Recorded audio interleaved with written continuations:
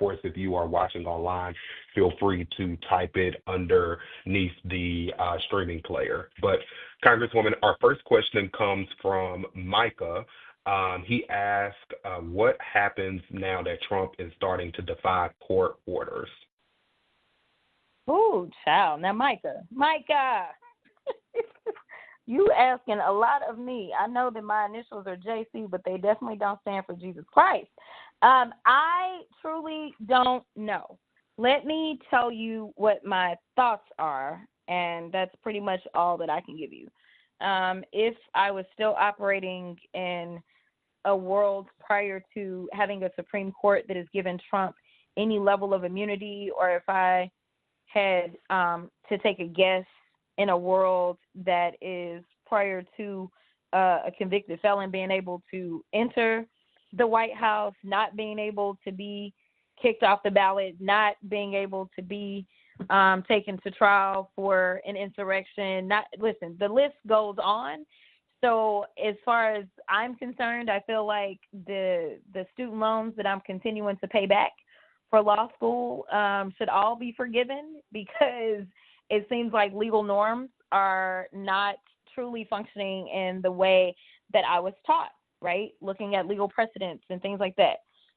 In short, we are in a constitutional crisis. We have been in a constitutional crisis, and it is only being further exacerbated every single day.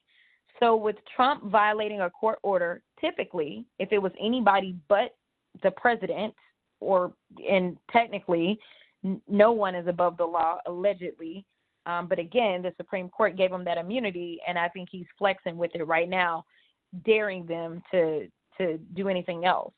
Technically, when you violate a court order, you are to be called in for a contempt hearing. In that contempt hearing, you are to be given an opportunity to basically go through due process. And in that due process hearing, explaining like, oh, I wasn't on actual notice of the court's order, or, I misunderstood the court's order. It could have been, interpreted different ways, or my counsel did not convey it to this other. Like, you're able to kind of give explanations for why the court should not find that you blatantly disregarded and said to hell with what the court said. And it's usually in that hearing which the judge, who is the exclusive jurist over determining whether or not you truly should be held in contempt, then the court then decides how to deal with that contempt. Is it in the form of incarceration? Is it in the form of paying money? Is it like, what is the form? And so this is very different, because we're not used to a whole president or his administration disobeying a court order. And so what do you do, right? Like, does it present a further issue if you incarcerate the president? As far as I'm concerned, he should have been incarcerated a long time ago. So no, it doesn't present a different issue. He's not doing nothing but signing executive orders anyway. He can do that from a jail cell, as far as I'm concerned. So, we will see how the judge decides that they want to deal with this. Usually they don't jump to jail immediately. Usually if they find that you're in contempt, they usually jump to some kind of money. The problem is that there's usually limits on how much money, and there's usually limits on, how long you can incarcerate someone, because it's not the same as kind of being charged with like a crime per se, right? So the issue that we run into is that we don't want the federal government, we don't want our tax dollars to pay for him and his wrongdoing, right? So it needs to be personal. It needs to be personal liability. And so that gets a little tricky as well, because this was all done in official capacity and not personal capacity. And then it's like, whatever limits they have, it's a drop in the bucket to Trump. He doesn't care. Like, it would be a drop in the bucket. We're not talking about, usually you can't get contempt and tax somebody like $1 million. Like, you can't do that. But that's the only thing that he would potentially feel.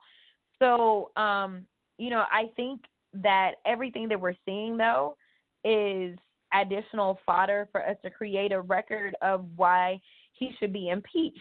And I know so many of you are probably wondering, why hasn't he been impeached yet, and that kind of stuff. It's simply a numbers game for us, right? We don't have the numbers. And right now we don't have Republican colleagues that are about doing what's right. We do know with this continuing resolution that was passed, and we do know that with reconciliation that will be coming up, which is where they are going to go after Social Security, Medicaid, Medicare, when that happens and we're unable to block it, which was another problem with them going forward, the Senate Democrats helping them by going forward, it was the only time that we had leverage. And so I'm sure many of you don't remember, but we were trying to get the debt ceiling raised at some point during Biden's administration. It may have been my first year of the Biden administration.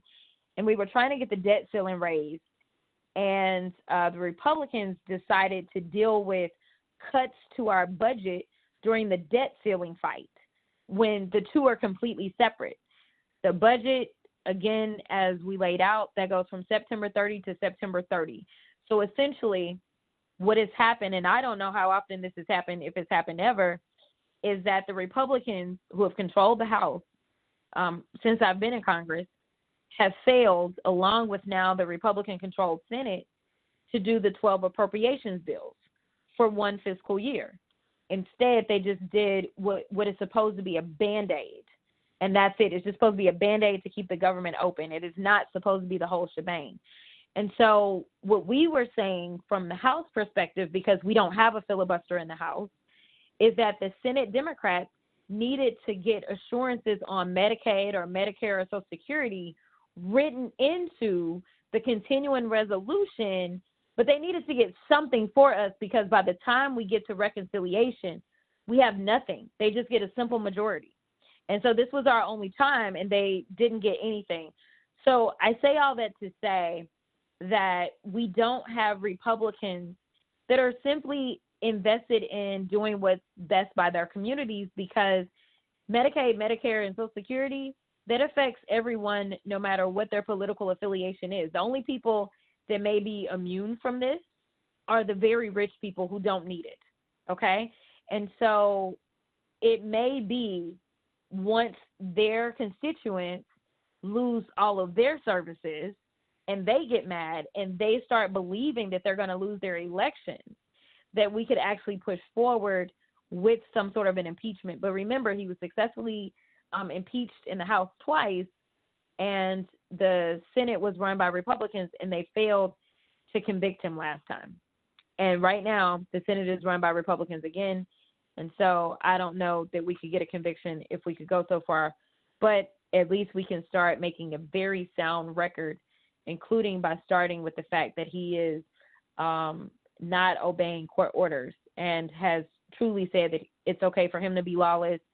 And then Holman went out there and said, forget it, we will ignore the law if we need to, as well as his Department of Justice head has said the same thing. And this also may be groundwork for some of those other people in his administration to be impeached later on down the road. And I don't think the Republicans are half as afraid of some of these people that have been appointed within the administration.